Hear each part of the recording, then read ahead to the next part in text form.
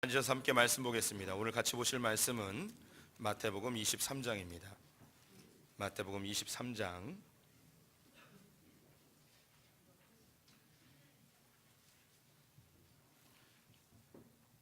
마태복음 23장 37절부터 24장 2절 말씀까지 신약성경 40쪽입니다.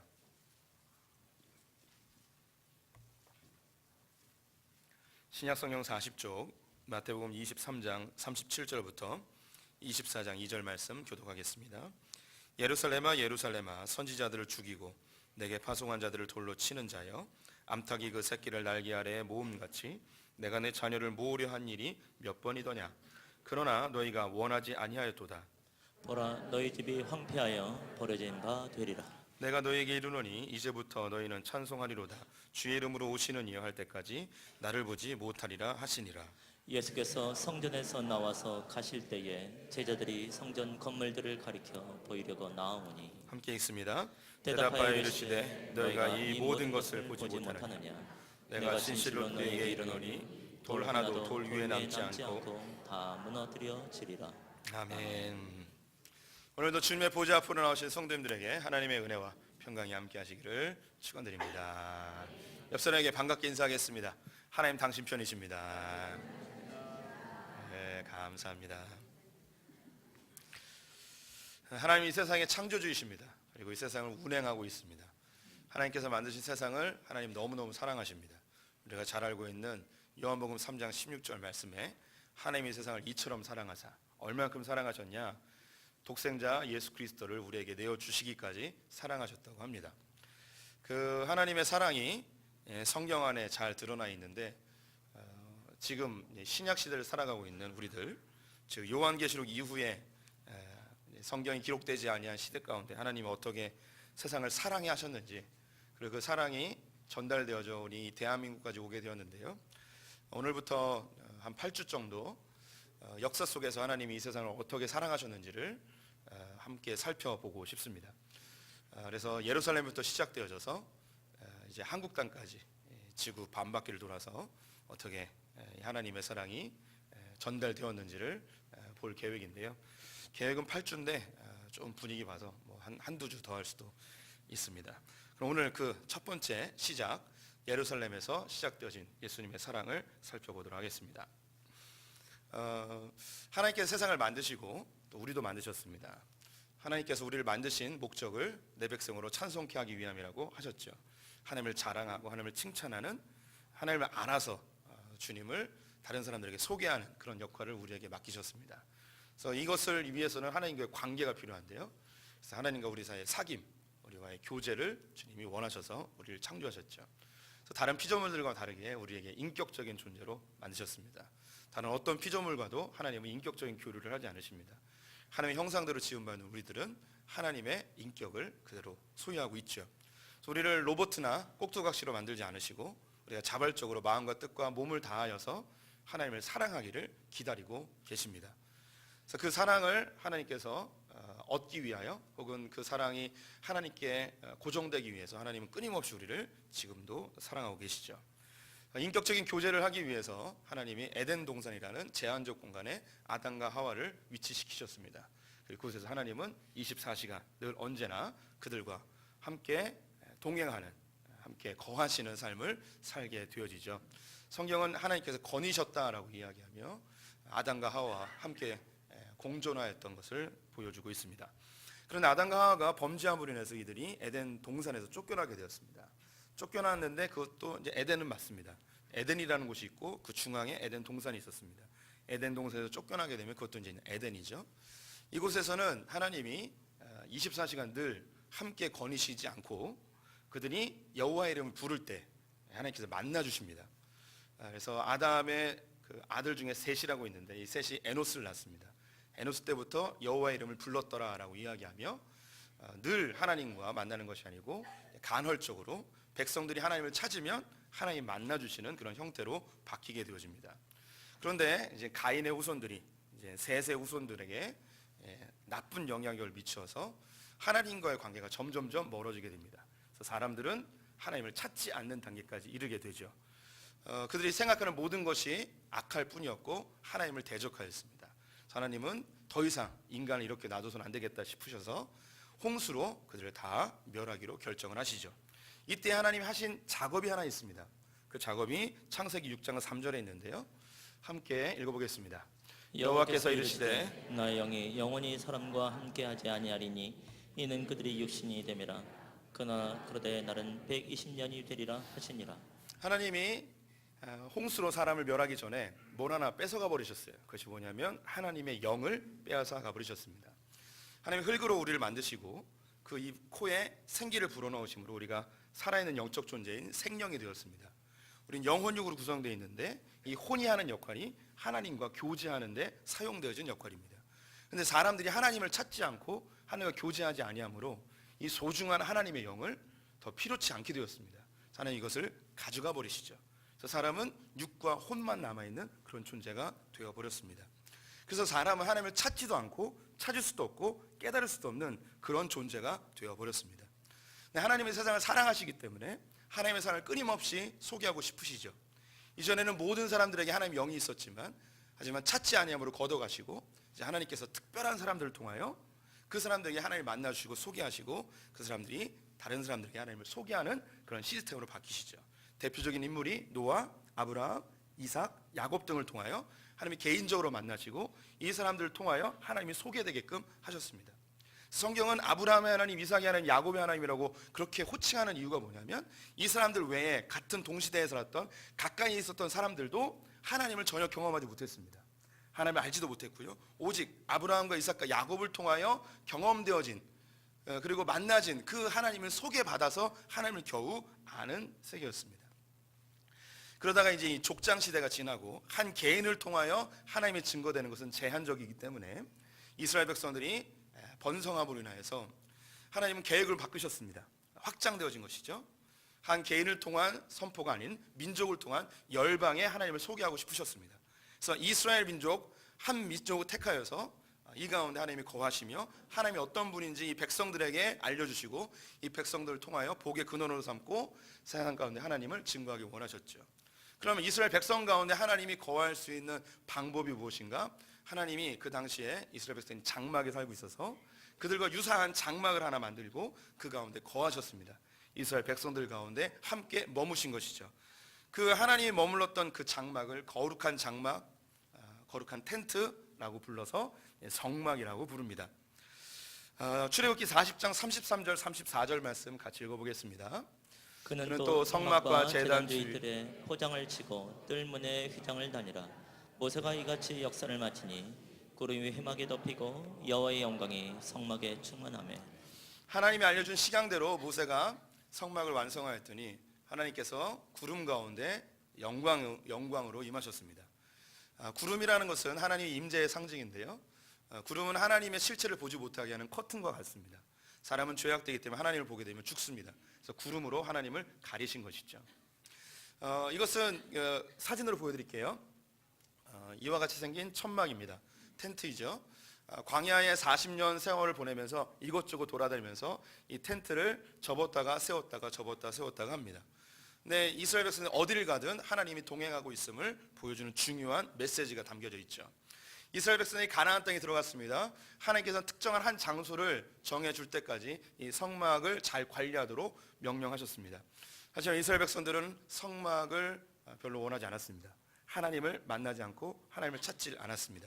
심지어 블레셋과의 전쟁에서 법궤를 빼앗기기도 하고 사울 왕은 제사장 85명을 다 죽여버려서 성막을 관리할 수 있는 사람이 없어졌습니다. 성막은 만신창이가 되어졌고 이스라엘 백성 전체들은 하나님을 찾지 않고 여호와의 이름을 부르지 않았습니다. 그때 한 인물이 나타나서 그 마음에 부담감을 가지고 하나님을 위한 처소, 하나님의 임재의 장소를 직접 세우기를 소망합니다. 그 사람이 바로 다윗이었습니다. 하나님께서는 이 다윗의 마음을 굉장히 기뻐하시면서 다윗의 후손 가운데 메시아가 태어날 것을 약속하셨는데 하지만 그의 손에 피가 묻어있기 때문에 거룩한 성전을 짓지 못하게 하고 그의 아들 솔로몬을 통하여서 성전을 짓게끔 하였습니다. 그래서 성막 자주 움직이고 있었던 그 성막을 이제 버리고 견고한 아주 튼튼한 무너지지 않는 그런 돌로 되어진 성전을 짓게 되어지죠.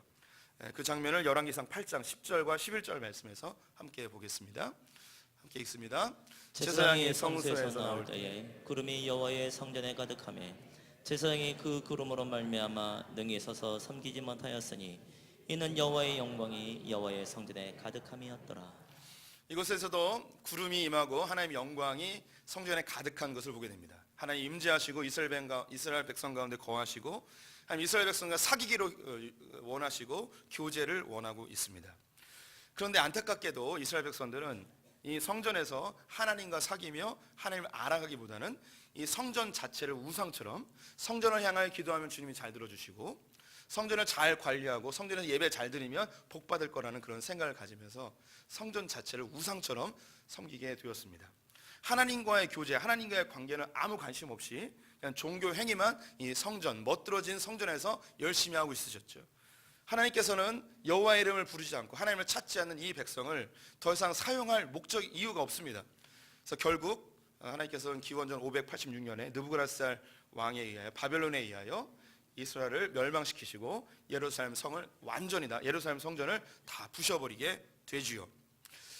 자기의 성전이 다 무너진 이스라엘 백성들, 이 성전을 다시 세우면 하나님이 다시 돌아오고 이스라엘이 회복되어져 다윗의 영광을 되찾을 것이라는 생각을 가졌습니다. 바벨론에서 포로로 귀환되어진 사람들이 힘을 모아 성전을 새롭게 짓습니다. 그때의 주도적인 인물이 다윗의 후손이었던 스룹바벨이라는 사람입니다. 그래서 그들이 지었던 성전을 스룹바벨 성전이라고 이야기하는데요. 그 장면을 에스라서 3장 12절 13절에서 확인해 보도록 하겠습니다. 함께 있습니다. 제사장들과 레위 사람들과 나의 많은 족장들은 첫 성전을 보았으므로 이제 이 성전의 기초가 놓임을 보고 대성통곡하였으나 여러 사람은 기쁨으로 크게 함성을 지르니 백성이 크게 외치는 소리가 멀리 들리므로 즐거이 부르는 소리와 통곡하는 소리를 백성들이 분간하지 못하였더라. 스룹바벨 성전을 지었습니다. 하지만 그 전에 70년 전에 솔로몬의 성전을 보았던 사람들이 있습니다. 비교해 보니까 너무나 초라합니다. 그래서 대성통곡을 하였습니다. 여기서 우리가 알 수 있는 것이 이들은 이 성전이 지어짐으로 하나님을 다시 만날 수 있고 주님과 다시 교제할 수 있다는 그런 기대감과 기쁨보다는 예전보다 초라해진 성전 그 건물 자체를 보면서 굉장히 슬퍼하고 그들이 애통해하는 모습을 볼 수가 있겠죠. 이 본문에서 우리가 알 수 있는 것이 이스라엘 백성들이 건물에 집중하고 있구나, 외형에 집중하고 있구나라는 것을 알 수가 있습니다. 이게 성전을 짓고 성막에서 혹은 솔로몬의 성전에서 임하였던 그 하나님의 영광이 임하기를 기다렸습니다. 안타깝게도 하나님의 영광이 임하지 않았습니다. 왜 하나님의 영광이 임하지 않았을까? 그들이 고민에 빠졌습니다. 그런데 솔로몬의 성전에는 있고 스룹바벨 성전에는 없는 것을 발견했습니다. 그것이 뭐였냐면 법궤라는 것입니다. 근데 법궤는 백성들이 법궤라고 부르지 아니하고 여호와의 이름이라고 불렀습니다. 법궤라고 부르지 않고 여호와의 이름이라고 부른 거예요. 아, 여호와의 이름이 이곳에 없구나.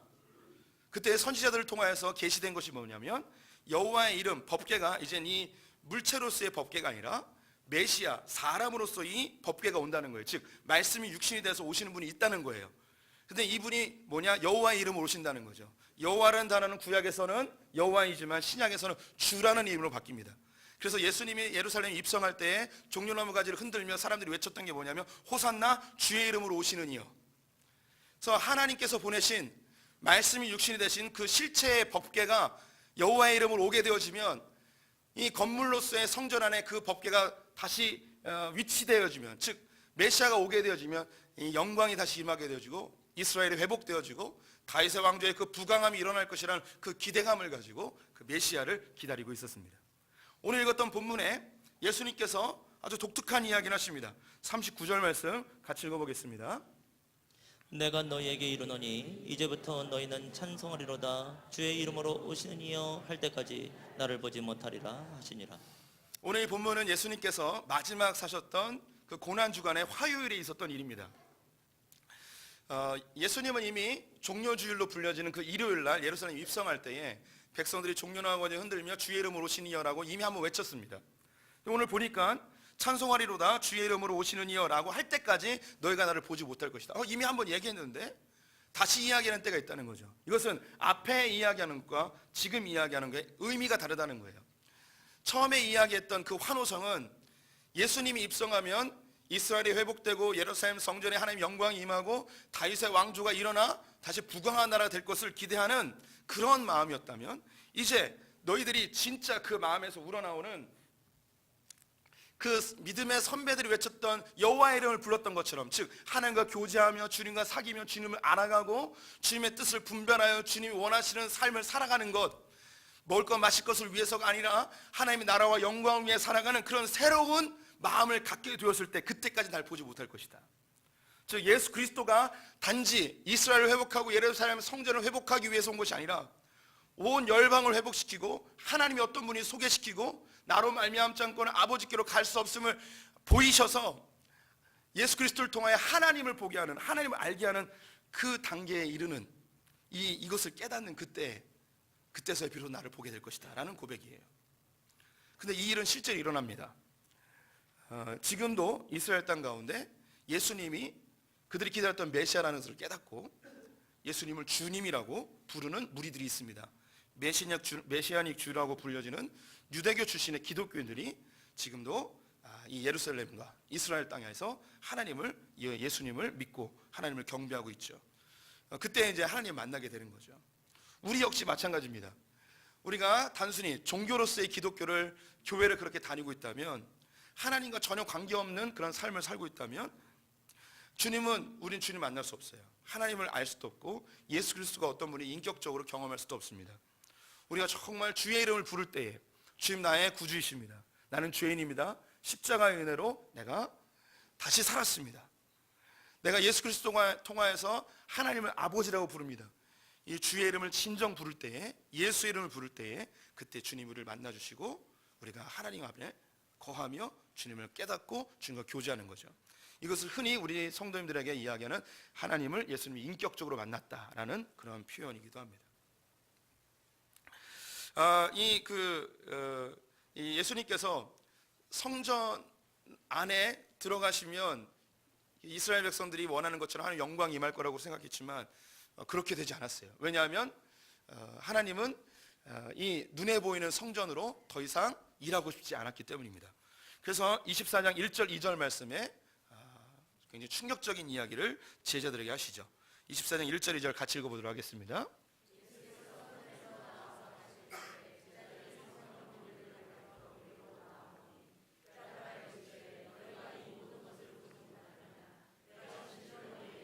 돌 하나도 돌 위에 남지 않고 다 무너뜨리려.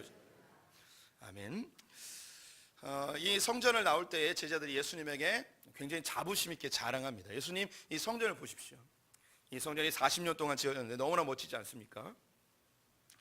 그랬더니 예수님께서 이 성전이 돌 위에 돌 하나도 남지 아니하고 다 무너질 것이라고 이야기합니다. 이스라엘 백성들은 이 성전이 그들의 신앙의 본질이었습니다. 이 건물만 잘 지으면 하나님이 임하고 이스라엘 회복될 거라고 생각했습니다. 근데 하나님은 이 건물이 중요한 게 아니었거든요.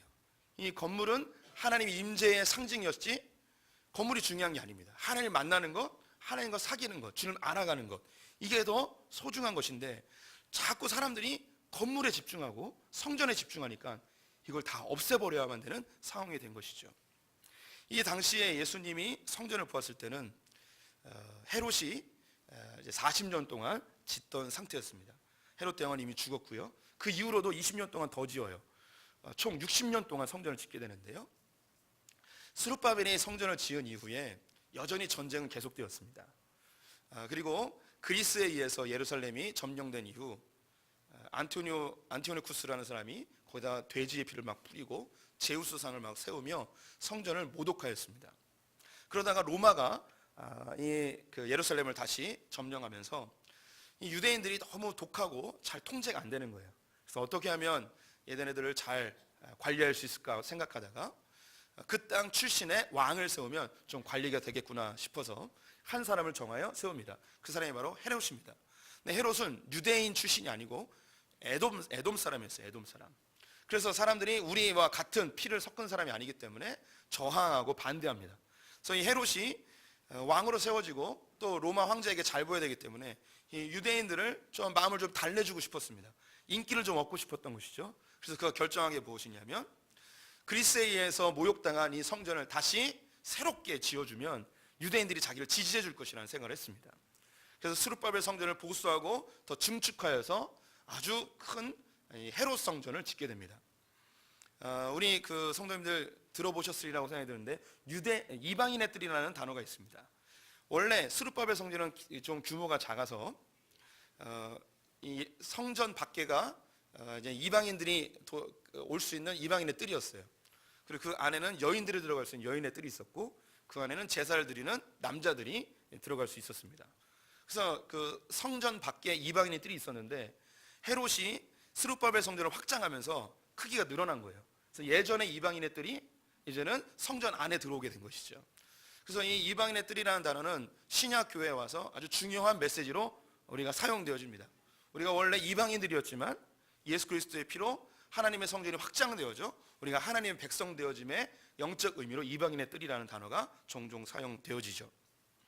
이렇게 이제 멋지게 예루살렘 성전이 지어졌고, 이스라엘 백성들은 자부심을 갖게 되었고, 또 이 성전만 완성이 되어지면 예루살렘이 회복될 것이라는 그런 꿈을 갖고 있었습니다.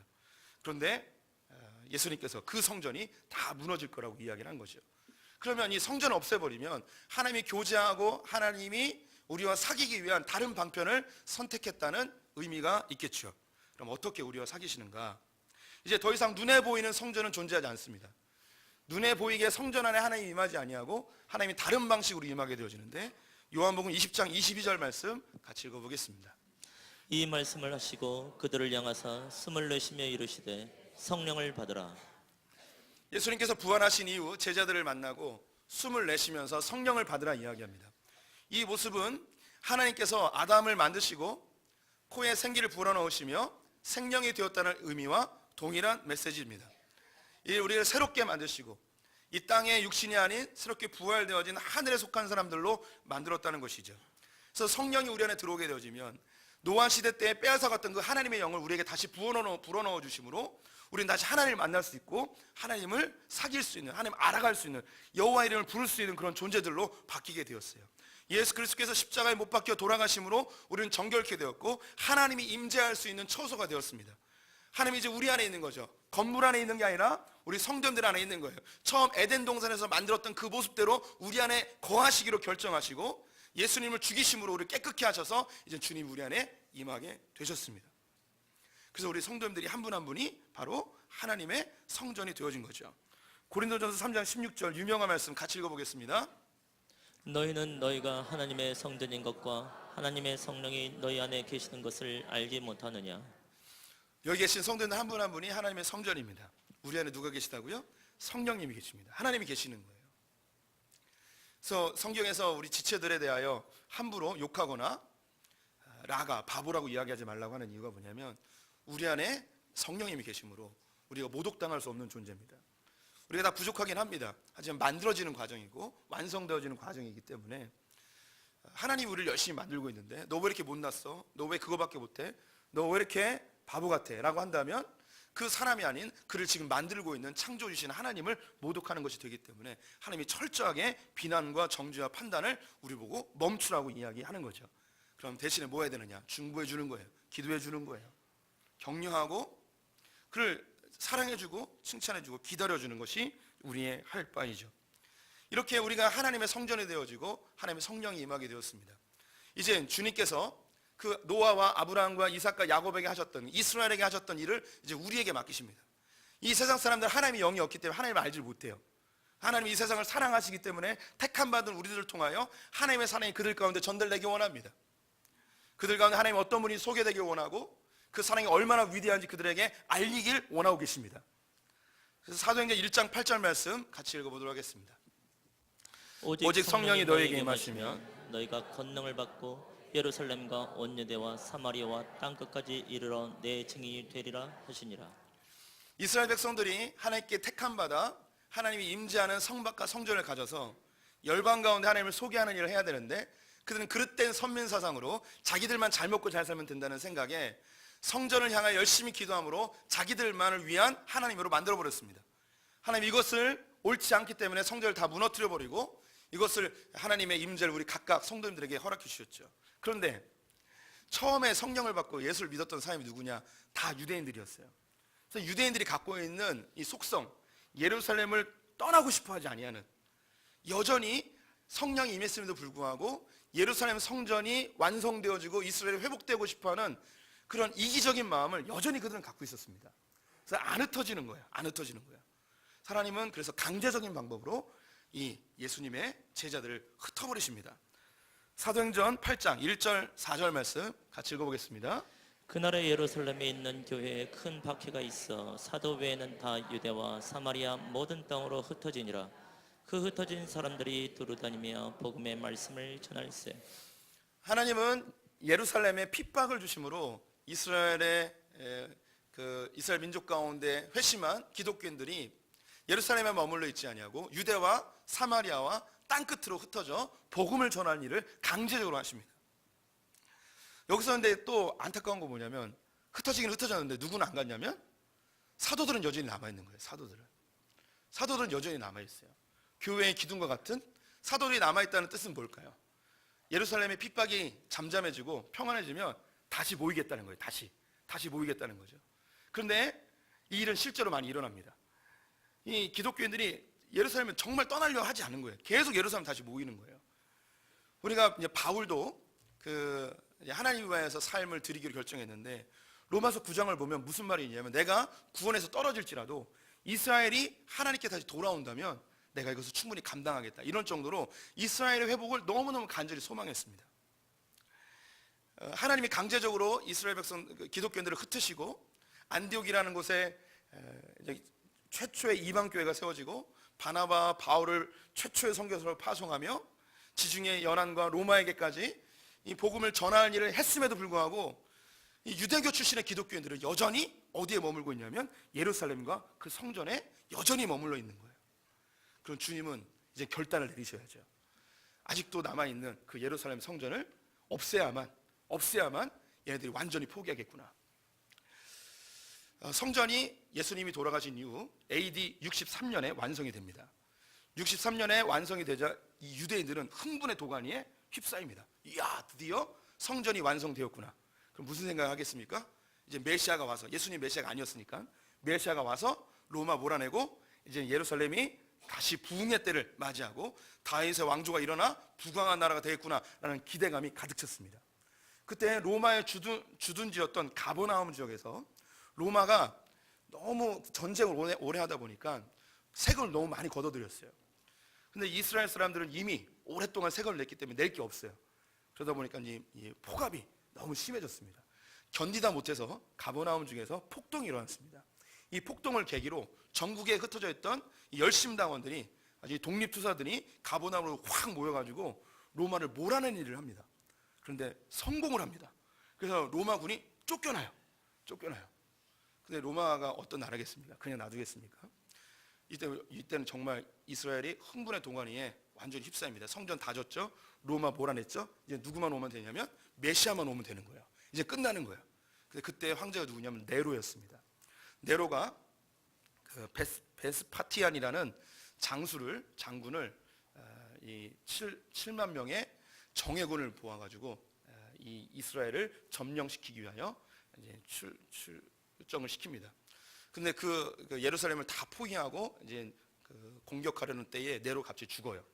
그래서 이 베스파티안이 황제로 되어지고 그의 아들 디도라고 불려지기도 하고 티투스라는 사람이 AD 70년에 예루살렘을 다 무너뜨리고 돌 위에 돌 하나도 남김없이 다 무너뜨리는 일을 하게 됩니다. 그래서 예루살렘은 다 무너졌어요. 예루살렘이 더 이상 사람이 살 수 없는 상황까지 되어버렸어요. 오늘 읽었던 38절에 보면, 보라 너희 집이 황폐하여 버려진 바 되리라. 그래서 예루살렘은 아무도 살 수 없는 그런 황무한 곳이 되어버렸습니다.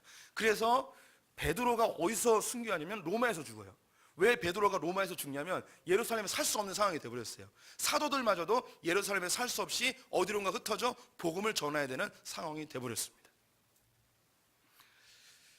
하나님께서는 이 예루살렘 성전을 중심으로 한 우상화되어 버린 그들의 신앙과 그들의 종교를 다 무너뜨려 버리고, 신앙의 본질이 어디에 있냐면 하나님과의 사귐, 주님과의 교제, 주님을 알아가는 것임을 성경을 통하여 우리에게 역사적 사실로 보여주고 있습니다.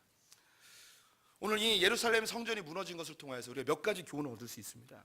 첫 번째는요, 하나님은 일을 하실 때 고난을 통하여서도 일을 하신다는 거예요. 이스라엘 백성들 가운데 선택받은 예수 그리스도를 믿은 그리스도인들이 흩어지지 않고 예루살렘에 모여있자 하나님은 핍박이라는 걸 통하여서 그들을 흩어버리셨습니다. 하나님 그래 일해야 되는데 일을 하려 하지 아니하고 하나님 목적대로 살아야 되는데 그렇게 살지 않자 그들을 흩어버리시는 것이죠.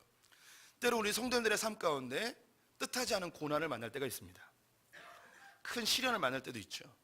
근데 시간을 지나고 보면 그 시련이 내가 하나님을 만나고 하나님을 경험하고 주님께 가까이 가는 귀한 통로가 되었음을 훗내내 깨달을 때가 많이 있습니다. 그래서 지금 당하는 고난에 대해서 쉽게 판단하지 마시고 이 터널을 끝까지 견뎌보십시오. 그럼 분명히 주님께서 이 과정을 통해 일하셨음을 깨닫게 되어집니다. 때로는 분란과 핍박을 경험할 때도 있습니다. 그때에 우리의 신앙이 더 성숙되는 것을 보게 되죠. 가장 쉬운 예로 우리 성도님들이 그리스도인으로서의 본질적 사명을 감당하지 못할 때 하나님께서 이 교회를 흩으십니다. 이미 많이 경험해 보셨습니다. 우리 성도님들 예를 들자면 혼란한 교회 성도들이 기도 많이 하겠습니까? 평안한 교회 사람이 기도 많이 하겠습니까? 그렇죠. 담임 목사가 개판치는 교회가 성도님들 신앙이 성숙할까요? 담임 목사가 착한 데가 신앙이 성숙할까요? 예, 우리 성도님들이 이미 경험하신 거예요. 어느 교회가 성도들이 똘똘 뭉칠까요? 교회에 문제 있는 교회에 성도들이 똘똘 뭉칠까요? 평안한 교회에 똘똘 뭉칠까요? 아닙니다. 교회가 평안하면 성도들은 싸웁니다. 예, 이게 신기해요. 교회가 분란이 있잖아요. 담임 목사 개판 치면 성도들 똘똘 뭉쳐서 교회를 위해 기도합니다. 이게 신기한 일이에요. 그래서 우리 성도님들이 오히려 교회가 혼란하고 어려울 때 하나님께 더 나아갑니다. 이건 개인의 삶에서도 마찬가지입니다. 돈 잘 벌고 아무 문제 없을 때 하나님을 찾든가요? 아니면 질병 좀 걸리고 문제가 생기면 경제적 어려움이 있으면 그때 주님을 찾든가요? 우리가 이 시련을 통하여 우리가 신앙의 본진에 하나님을 만나고 주님께 가까이 가는 것을 하나님은 고난을 통하여 이용하실 때도 있다는 거예요. 그래서 고난이 우리에게 유익일 때가 많이 있어요. 하나님 우리에게 고난 주실 때에 내가 또 주님께 가까이 가야 되나 보다. 하나님 이것을 통해 또 주님을 찾게 해주시니 감사합니다. 주님을 알아가게 하시니 감사합니다. 이런 고백을 하셨으면 좋겠습니다. 또 더불어서 오늘 이 예루살렘의 성전의 회파를 보며 또 하나 얻을 수 있는 교훈이 뭐냐면 우리에게 진짜 교회가 무엇인가, 우리 진짜 성전이 무엇인가를 생각해 볼 계기가 되죠. 우리 성도님들 이제 눈에 보이는 성전은 존재하지 않습니다. 성전은 바로 우리 성도님들이십니다. 우리나라 초기 기독교의 아름다운 문화들이 굉장히 많습니다. 교회라는 것은 건물이 아니고 바로 이 성도님들, 거룩한 무리들을 교회라고 이야기합니다. 그래서 이 거룩한 무리들이 모여서 함께 모여 예배하는 곳은 교회가 아니고 뭐냐면 예배를 드리는 장소, 예배당이에요. 그래서 예전부터 신앙생활 하신 분들은요, 소풍교회 그 뒤에 예배당 이렇게 써 있어요. 예배당이라고 꼭 써 있어요. 그런데 어느 순간부터 한국교회 예배당이라는 말은 사라지고 대성전, 예루살렘 성전, 베델 성전 하면 성전이라는 이름이 한국교회 안에 공공연하게 사용되기 시작했습니다. 우리 성도님들 분명히 아십시오. 교회는 성전이 아닙니다. 교회는 성전이 아니에요. 또 어느 순간 이 교회 건물을 짓기 위하여 헌금을 걷는데 성도님들에게 조금 더 자극을 주기 위해서인지 모르겠지만 건축 헌금이라는 이름이 사라지고 성전 헌금이라는 이름을 씁니다.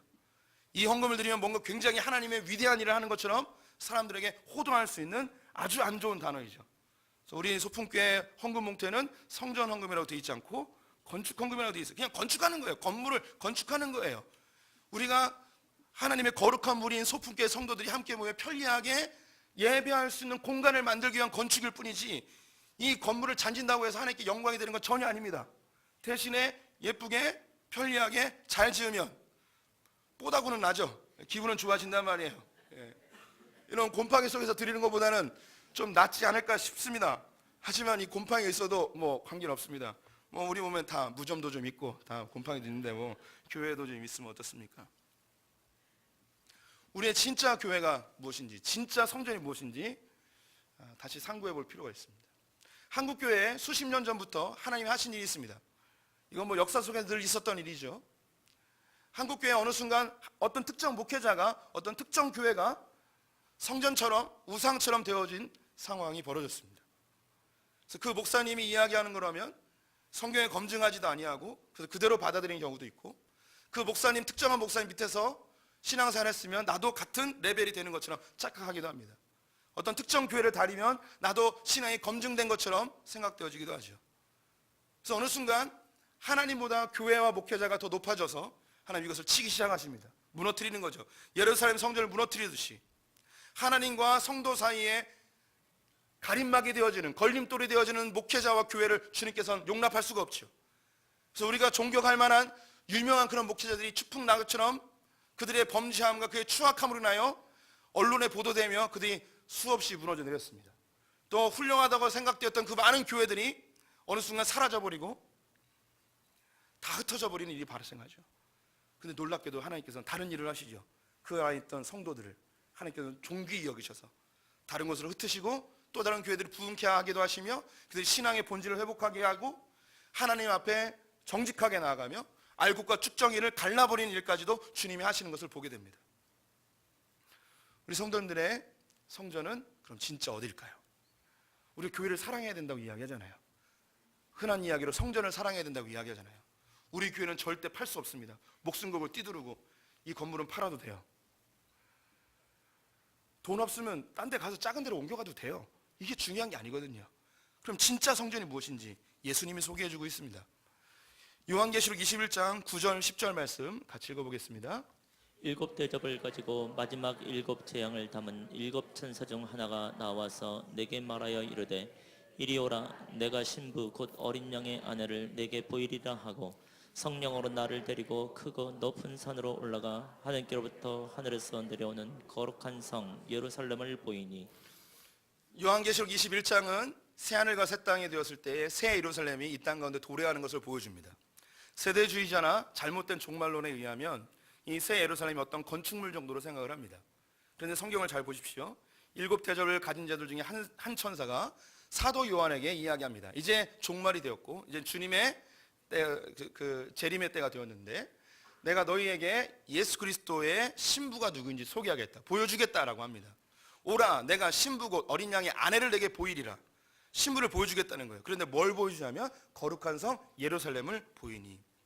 이 거룩한 성 예루살렘은 곧 뭐냐면 하나님의 거룩한 신부 교회를 이야기합니다.